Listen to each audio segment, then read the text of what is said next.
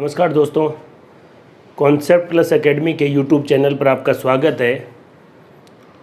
दोस्तों, आज अपन बात करेंगे 12th क्लास की बायोलॉजी के बारे में। इससे पहले मैंने जितने भी वीडियो डाले हैं वो सेल बायोलॉजी से रिलेटेड थे और बायो को सेल बायोलॉजी से रिलेट करके मैंने बहुत सारी महत्वपूर्ण जानकारियाँ आपको पिछले वीडियो में दी है। लेकिन स्टूडेंट्स बार बार कह रहे थे कि सर 12वीं वालों का कब आएगा, 10th वालों का कब आएगा, रीट वालों का कब आएगा, नीट के लिए स्पेशल कब आएगा। तो दोस्तों, इस वीडियो से अपन शुरुआत करते हैं सिस्टेमेटिक और सिलेबस के अकॉर्डिंग 12th क्लास की बायोलॉजी के बारे में। दोस्तों, दो बातें और हैं। अभी राजस्थान बोर्ड में भी ऐसा है कि वापस एनसीईआरटी की ही बुक्स को अप्लाई किया जा सकता है। तो मैं जिन टॉपिक से 12th क्लास की बायो की शुरुआत कर रहा हूँ वो टॉपिक्स है जो एनसीईआरटी में भी है और अभी फ़िलहाल जो आरबीएससी में बुक चल रही है उसमें भी है, ताकि अगर बाद में कुछ चेंजेस भी होते हैं तो भी आपको कोई समस्या नहीं होगी। तो दोस्तों, आइए बात करते हैं बायोलॉजी के टॉपिक जेनेटिक्स के बारे में। ये यूनिट आरबीएससी की बुक्स में भी है और एनसीईआरटी की बुक्स में भी है, तो दोनों ही प्रकार से आपको ये फ़ायदेमंद रहेगा। आइए बात करते हैं जेनेटिक्स, जिसको अपन कहेंगे आनुवंशिकी। दोस्तों, कॉम्पिटिटिव एग्ज़ाम के लिए भी ये टॉपिक काफ़ी महत्वपूर्ण है। एलडीसी ले लो, कांस्टेबल, पटवार, सब में इससे रिलेटेड क्वेश्चन ज़रूर आते हैं। कई बार ऐसा होता है कि मैंने नाम लिया 12th क्लास, तो 12th क्लास वाले ही देखेंगे, बाकी इसको देखें सोचेंगे कि यार ये तो 12th का अपने क्या काम का है। प्रत्येक कॉम्पिटिटिव एग्ज़ाम में भी इस टॉपिक से बहुत अच्छे क्वेश्चंस आते हैं, इसलिए सभी को देखना है और 12th क्लास वालों को तो अच्छी तरीके से नोट्स भी बनाने हैं, देख के याद भी करना है। फिर मैं आपको इससे रिलेटेड क्वेश्चंस भी डालूंगा। तो आइए बात करते हैं जेनेटिक्स के बारे में, आनुवंशिकी के बारे में। दोस्तों, पहली बात तो ये है, ये जेनेटिक्स या आनुवंशिकी वर्ड या शब्द जिस वैज्ञानिक ने दिया उसका नाम है बैटसन। वैसे भी वैज्ञानिकों के नाम ऐसे ही होते हैं, बैटसन, वाटसन, थॉमसन। तो कई बार तो मैं ऐसे बताता रहता हूँ कि ये लोग ज़्यादा लोड नहीं लेते। अपने यहाँ किसी के बच्चा पैदा हुआ तो पंडित जी आएंगे कि क्या नाम रखे, कैसे, मैसे। बैट के बेटा हुआ बैटसन, वाट के बेटा हुआ वाटसन। आप ऐसे अपने सन का भी नाम सोच सकते हैं। आनुवंशिकी शब्द किसने दिया? बैटसन ने। दूसरा जो क्वेश्चन है वो है, आनुवंशिकी के जनक, फादर ऑफ जेनेटिक्स किसको कहा जाता है? Gregor Johan Mendel. अगला क्वेश्चन है दोस्तों, आधुनिक मॉडर्न जेनेटिक्स, आधुनिक आनुवंशिकी के जनक किसको कहा जाता है? फिर से बैटसन। देखो, बैटसन, जेनेटिक्स वर्ड किसने दिया, शब्द किसने दिया? बैटसन ने। आधुनिक आनुवंशिकी के जनक भी कौन है? बैटसन। अगला क्वेश्चन है, प्रयोगात्मक एक्सपेरिमेंटल जेनेटिक्स के फादर, जनक कौन थे? मॉर्गन, जिन्होंने ड्रोसोफिला पर अपने प्रयोग किए। तो देखो दोस्तों, आनुवंशिकी शब्द किसने दिया? बैटसन ने। आनुवंशिकी के जनक कौन है? मेंडल। आधुनिक आनुवंशिकी के जनक कौन है? बैटसन। एक्सपेरिमेंटल जेनेटिक्स के जनक कौन है? मॉर्गन। एक और वैज्ञानिक है गेरार्ड, मानव आनुवंशिकी, ह्यूमन जेनेटिक्स के ऊपर इन्होंने एक्सपेरिमेंट किए और इन्होंने मानव में एक मेटाबॉलिक उपापचय जेनेटिक या आनुवंशिक डिजीज़ है, विकार है, एल्केप्टोन्यूरिया, इसके बारे में भी इन्होंने बताया। इसलिए मानव आनुवंशिकी के जनक किसको कहेंगे? गेरार्ड को। जेनेटिक्स से संबंधित वैज्ञानिकों के बारे में दोस्तों अपन ने बात कर ली है। अब और बातें अपन यहाँ देखते हैं, वास्तव में जेनेटिक्स है क्या। देखो, 12th क्लास में आप बोर्ड में आपको लिखना भी पड़ेगा, आनुवंशिकी किसे कहते हैं। जेनेटिक्स कॉम्पिटिटिव एग्ज़ाम में इसको बहुत शॉर्ट में करके क्वेश्चन पूछे जाते हैं। तो मैंने आपको एक सिंपल बात, कई बच्चे तो अभी 12th में आ गए तो भी रटते रहते आंखें बंद करके, विज्ञान की वह शाखा जिसमें ये अध्ययन, बीच में से कोई भी वर्ड चला गया तो फिर वो भी वहीं रुक जाते हैं। बार बार फिर रिपीट टेलीकास्ट ही चलता रहता है उनका। आनुवंशिकी 2 वर्ड आप याद रखें, जैसे 2 और 2 4 होते हैं, ऐसे ही याद करने में कोई दिक्कत नहीं है। वैसे आनुवंशिकी बराबर वंशागति प्लस विभिन्नताएं, 3 वर्ड तो याद रख ही सकते हैं। आनुवंशिकी बराबर वंशागति प्लस विभिन्नताएं, और बोर्ड में अगर आप इस तरीके से लिखेंगे तो एग्जामिनर को भी लगेगा कि हाँ ठीक, अच्छी बात है, बच्चे ने बिल्कुल अच्छे तरीके से लिखा है। और लैंग्वेज में लिखना है तो आनुवंशिकी के अंदर वंशागति और विभिन्नताओं का सम्मिलित रूप से अध्ययन किया जाता है। Combo study of heredity and variation is known as genetics. Genetics equals to heredity and variation. दोस्तों इसमें जो 2 शब्द आए हैं, वंशागति और विभिन्नताएं, वेरिएशन। वंशागति क्या है, हेरिडिटी के बारे में बात करते हैं। देखिए, हेरिडिटी वंशागति, आनुवंशिक लक्षणों का एक पीढ़ी से दूसरी पीढ़ी में जाना क्या कहलाता है, वंशागति। एक और बात मैं बताता हूँ, 10th क्लास में भी जेनेटिक्स है। अपन बिल्कुल 0 लेवल से बात कर रहे हैं, 12th वालों को तो सिस्टमेटिक तरीके से मिल ही रहा है। मैं यूँ कहना चाह रहा हूँ, इस वीडियो को सभी लोग देख सकते हैं। कोई ये नहीं सोचे कि यार 12th क्लास का है, हमारे क्या काम का है, हम तो 10th में ही है। 10th में भी जेनेटिक्स है, 12th में भी है, और कॉम्पिटिटिव एग्ज़ाम के आप पेपर उठा के देखेंगे तो आपको लगेगा जेनेटिक्स उस पर्पज़ से भी काफ़ी इम्पॉर्टेंट है। वंशागति किसे कहते हैं, आनुवंशिक लक्षणों का एक पीढ़ी से दूसरी पीढ़ी में जाना। देखो, अगर आप सिंपल बात देखें डेफिनेशन वाइज तो एक डेफिनेशन और मिल गई। आनुवंशिक लक्षण किसे कहते हैं, ऐसे लक्षण जो एक पीढ़ी से दूसरी पीढ़ी में जाते हैं उनको आनुवंशिक लक्षण, और इन आनुवंशिक लक्षणों का एक पीढ़ी से दूसरी पीढ़ी में जाना वंशागति है। वंशागति के कारण ही हमारी जो सिमिलरिटी है वो अपने पेरेंट्स से होती है। वो मजाक में कहते हैं कि किसी की शक्ल अगर अपने मम्मी पापा से मिल रही है तो वो बायोलॉजी का विषय है, वंशागत लक्षण आपके अंदर आए हैं, और अगर नहीं मिल रही है तो फिर वो सोशियोलॉजी का विषय है। आनुवंशिक लक्षणों का एक पीढ़ी से दूसरी पीढ़ी में जाना वंशागति है। और आनुवंशिक लक्षण किसे कहते हैं ये पूछे तो एक पीढ़ी से दूसरी पीढ़ी में, एक जनरेशन से नेक्स्ट जनरेशन में जाने वाले जो कैरेक्टर है उन्हीं को अपन क्या कहेंगे, आनुवंशिक लक्षण। दोस्तों नेक्स्ट जो बात है वो है वेरिएशन या विभिन्नताएं। विभिन्नताएं क्या है, एक ही जाति के सदस्यों में जो असमानता है उन्हीं को क्या कहेंगे, विभिन्नताएं। इन्हीं विभिन्नताओं को अपन ऐसे भी सोच सकते हैं कि एक ही पेरेंट्स की 2 संतानें हैं तो दोनों अलग अलग है, तो ये सोशियोलॉजी का विषय नहीं है, ये बायोलॉजी का ही विषय है। लेकिन ये वेरिएशन किसकी वजह से आई है, यहाँ देखिए, एक ही माता पिता की संतानें भिन्न भिन्न क्यों होती है, ये भी अच्छा क्वेश्चन है। कारण जीन विनिमय, एक एक के बारे में अपन इस टॉपिक में बात करेंगे। दूसरा निषेचन, मदर और फादर, मदर से ओवा, फादर से स्पर्म, तो दोनों तरफ से आनुवंशिक सूचनाएं आती है, उसकी वजह से भी वेरिएशन आता है। निषेचन, कई बार अचानक भी परिवर्तन आ जाते हैं जिनको क्या कहते हैं, म्यूटेशन या उत्परिवर्तन। क्रॉसिंग ओवर, फर्टिलाइजेशन और म्यूटेशन, ये तीनों रीज़न हैं वेरिएशन के। तो दोस्तों अपन ने बात की है आनुवंशिकी किसे कहते हैं, वंशागति, आनुवंशिक लक्षण, विभिन्नताएं, एक ही माता पिता की संतानें अलग अलग या विभिन्नताएं लिए हुए क्यों होती है, 3 रीज़न, क्रॉसिंग ओवर, निषेचन और म्यूटेशन। साथ में वैज्ञानिकों के बारे में भी बात कर ली है। आइए दोस्तों इससे आगे और बात करते हैं। तो आनुवंशिकी की डेफिनेशन, वंशागति और विभिन्नताओं का एक साथ अध्ययन करना क्या कहलाता है, आनुवंशिकी। आइए दोस्तों एक बहुत ही महत्वपूर्ण बात मैं आपको बताता हूँ।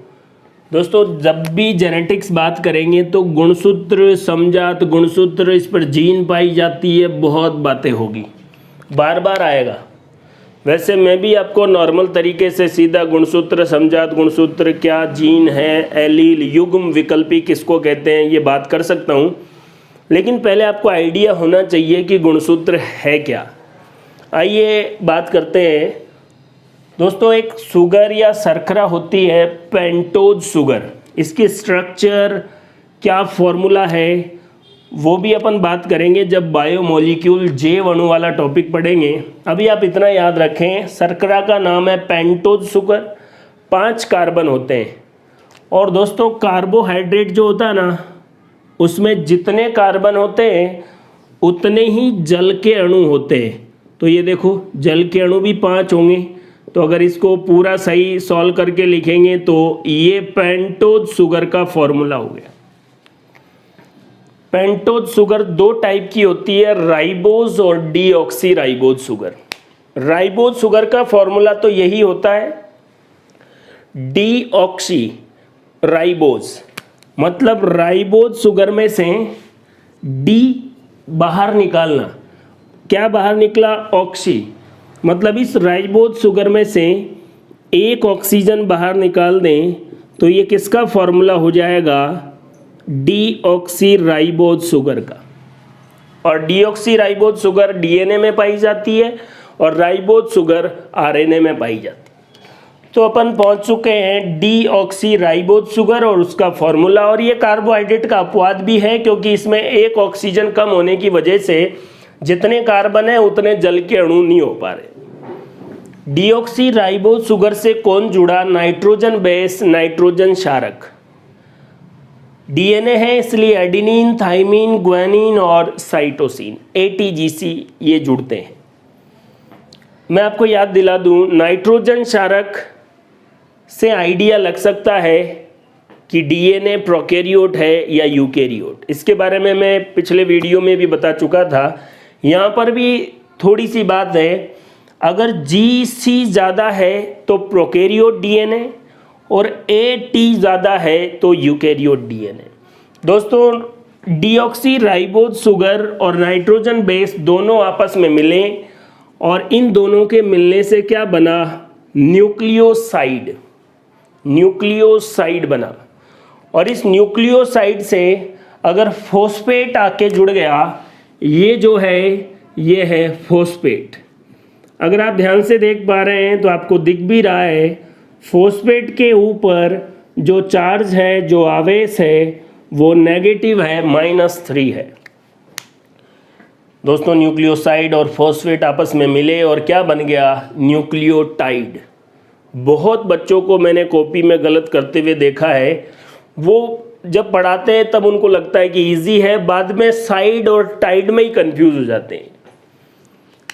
इसको बहुत सिंपल समझने के लिए देखो, साइड S और टाइड T, कोई भी एक याद कर लो। S फॉर सेकंड, सेकंड का मतलब दो चीजें हैं तब तक साइड है, और 3 होते ही T, थर्ड, 3, तो क्या हो गया? टाइड हो गया। और दोनों में डिफरेंस किस बात का है? फॉस्फेट का। सिंपल बात, साइड और टाइड में डिफरेंस किसका है? फॉस्फेट का। और साइड में 2 चीज़ें, जब फॉस्फेट नहीं होगा तो 2 चीज़ें कौन कौन सी होगी? राइबोज शुगर और नाइट्रोजन क्षारक। न्यूक्लियोटाइड बन गए। अब एंटी न्यूक्लियोटाइड, न्यूक्लियोटाइड, न्यूक्लियोटाइड, बहुत सारे न्यूक्लियोटाइड आपस में मिल गए तो कौन सा वर्ड, कौन सा शब्द लग जाता है? पॉलीन्यूक्लियोटाइड। और ये पॉलीन्यूक्लियोटाइड ही आगे चलकर क्या कहलाएगा? Deoxy ribose nucleic acid, DNA. ये बन गया डीएनए। ये जो न्यूक्लियोटाइड जब आपस में जुड़ते हैं तो इनके बीच में बंध भी होता है। 2 न्यूक्लियोटाइड को आपस में जोड़ने वाला जो ये बंध है, इसका नाम मैं यहाँ लिख देता हूँ फॉस्फोडाइएस्टर बंध। कौन सा बंध है दोस्तों? फॉस्फोडाइएस्टर बंध। सीधा क्वेश्चन भी आ सकता है, 2 न्यूक्लियोटाइड को जोड़ने के लिए जिम्मेदार बंध कौन सा है? Phosphodiester bond. और फॉस्फोडाइएस्टर बॉन्ड बनने के बाद पॉलीन्यूक्लियोटाइड, और उससे क्या बन गया? डीएनए। दोस्तों अपन कहाँ तक ले जाने की बात कर रहे थे? गुणसूत्र की। डीएनए बन गया। ये जो फोटो आपको दिख रही है वो है एक प्रोटीन जिसका नाम है हिस्टोन प्रोटीन। दोस्तों हिस्टोन प्रोटीन को हिस्टोन ऑक्टामर भी कहते हैं। हिस्टोन अष्टक भी कहते हैं। नाम से ही पता लग रहा है अष्टक का मतलब 8।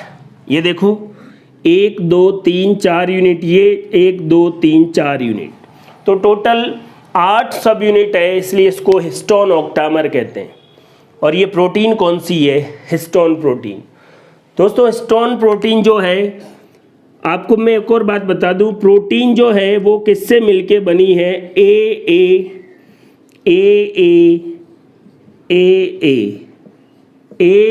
का मतलब है अमीनो एसिड, अमीनो अम्ल, और बहुत सारे अमीनो एसिड आपस में मिलते हैं तो किसी प्रोटीन का निर्माण होता है। और यहाँ पर अमीनो एसिड को आपस में जोड़ने वाला जो बंध है, उस बंध का नाम है पेप्टाइड बॉन्ड। अगला क्वेश्चन दोस्तों बहुत ही इंपॉर्टेंट क्वेश्चन है, ये देखिए। 2 न्यूक्लियोटाइड को जोड़ने वाला बंध फॉस्फोडाइस्टर बॉन्ड, 2 अमीनो एसिड को जोड़ने वाला बॉन्ड पेप्टाइड बॉन्ड। अमीनो अम्ल आपस में मिलेंगे तो ही प्रोटीन बनेगी, तो हिस्टोन प्रोटीन में भी कोई न कोई अमीनो अम्ल तो मिले ही होंगे।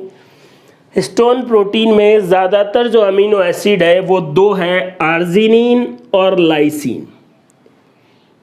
दोस्तों याद रखें हिस्टोन प्रोटीन में कौन से अमीनो अम्ल? आर्जिनिन और लाइसिन। सबसे खास बात क्या है, ये दोनों क्षारीय प्रकृति के अमीनो अम्ल हैं। कौन सी प्रकृति के? क्षारीय, बेसिक नेचर के हैं। तो बताओ हिस्टोन प्रोटीन की प्रकृति भी क्या हो जाएगी? क्षारीय प्रकृति हो जाएगी, क्योंकि जब जिनसे मिलके बना है वही क्षारीय है। किनसे मिलके? आर्जिनिन और लाइसिन। आर्जिनिन और लाइसिन क्या है? अमीनो अम्ल। 2 अमीनो अम्ल को जोड़ने वाला बंध कौन सा है? Peptide bond. तो क्षारीय प्रकृति आपको समझ में आ गई। एक और बात, ये दोनों अमीनो अम्ल पर अगर आवेश की बात करें तो दोनों पर चार्ज जो है वो पॉजिटिव चार्ज होता है। अब जब अमीनो एसिड का चार्ज पॉजिटिव है तो, और ज़्यादातर मात्रा में यही पाए जाते हैं, तो ज़्यादा पॉजिटिव है, तो हिस्टोन प्रोटीन पर आवेश भी कौन सा होगा? धनात्मक। तो दोस्तों सिंपल बात हो गई, हिस्टोन प्रोटीन प्रकृति में क्षारीय और आवेश पॉजिटिव चार्ज वाली होती है। इसमें कौन से अमीनो एसिड पाए जाते हैं? आर्जिनिन और लाइसिन। हिस्टोन प्रोटीन बन गई। इस हिस्टोन प्रोटीन के चारों तरफ ऐसे डीएनए लिपट जाता है, और पहले तो कोई किसी के लिपट रहा है तो दोनों में आकर्षण या अट्रैक्शन होना जरूरी है। और अट्रैक्शन आपको पता है, 2 चार्ज पॉजिटिव और नेगेटिव अपोजिट चार्ज आपस में क्या करते हैं? अट्रैक्ट करते हैं। तो अगर हिस्टोन प्रोटीन के नेगेटिव चार्ज, या यूं कह सकते हैं डीएनए लिपट रहा है, तो देखिए हिस्टोन प्रोटीन पर तो चार्ज कौन सा था? पॉजिटिव। डीएनए इसके ऊपर लिपट रहा है, तो सिंपल सी बात है डीएनए पर चार्ज कौन सा होगा? नेगेटिव। और दोस्तों डीएनए पर नेगेटिव चार्ज किसकी वजह से होता है? फॉस्फेट की वजह से। डीएनए पर चार्ज कौन सा होता है? नेगेटिव। और कोई आपसे पूछे ये नेगेटिव चार्ज किसकी वजह से होता है? फॉस्फेट की वजह से। यदि हिस्टोन प्रोटीन के ऊपर डीएनए इस प्रकार लिपट जाए तो ये दोनों मिलके क्या कहलाएगा? न्यूक्लियोसोम। और 6 न्यूक्लियोसोम मिलके क्या बना देते हैं? सोलेनोइड। और अच्छी तरीके से जब पैकिंग हो जाती है तो सुपर सोलेनोइड, और सुपर सोलेनोइड आगे चलकर अच्छी तरीके से पैक्ड स्ट्रक्चर होकर क्या बना देती है? गुणसूत्र या क्रोमोसोम, जिसकी स्ट्रक्चर ये रही। इसके बारे में और भी बात करते हैं। क्रोमोसोम को तो दोस्तों अपन ऐसे भी कर सकते हैं, देखो ये बीच में इधर क्रोमेटिड और इधर भी क्रोमेटिड, ये सेंट्रोमियर। तो क्रोमोसोम की स्ट्रक्चर के बारे में तो बात करेंगे, लेकिन आपको क्लियर हो जाना चाहिए कि क्रोमोसोम है क्या। सुपर सोलेनोइड की ओर पैकिंग हुई, सोलेनोइड, न्यूक्लियोसोम, फिर डीएनए कैसे, बिल्कुल क्लियर करके मैंने आपको बता दिया है। अब अपन और बात करेंगे क्रोमोसोम या गुणसूत्र के बारे में।